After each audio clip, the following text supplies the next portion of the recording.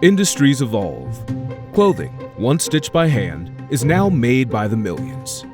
Homes, once built with hand-carved detail, are now assembled from standardized parts. Surveys are no exception.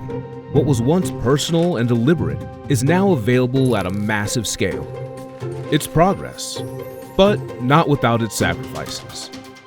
We're seeing survey providers being exposed for letting in fraud for profit. We are seeing AI make more and more data unusable. We're also seeing fewer good respondents wanting to put in the effort. It's going to take a huge shift in how we buy data to solve this crisis. So, what can you do? Let's simplify. Simplify.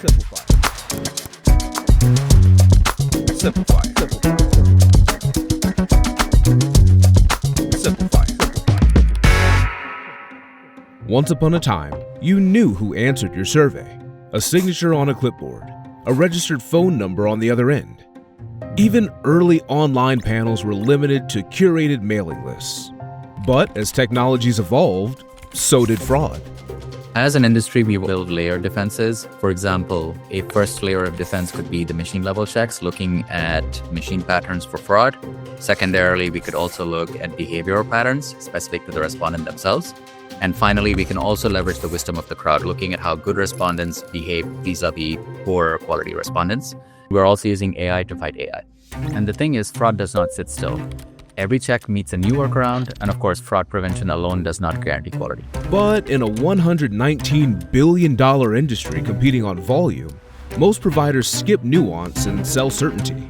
Tell us how many answers you need, and when, and out comes your data. Somewhere along the way, surveys went from a bespoke service to a packaged commodity. But behind the scenes, some providers have normalized practices you wouldn't tolerate anywhere else, like using hidden middlemen without telling their clients, sidelining the respondent experience because that takes a bit more time, and tolerating hyperactive respondents because they help fill quotas. Our recent study shows the real cost of these shortcuts. For example, providers set their own thresholds for how many surveys someone can attempt in a day, and they rarely tell you where that line is, let alone the data quality trade-offs.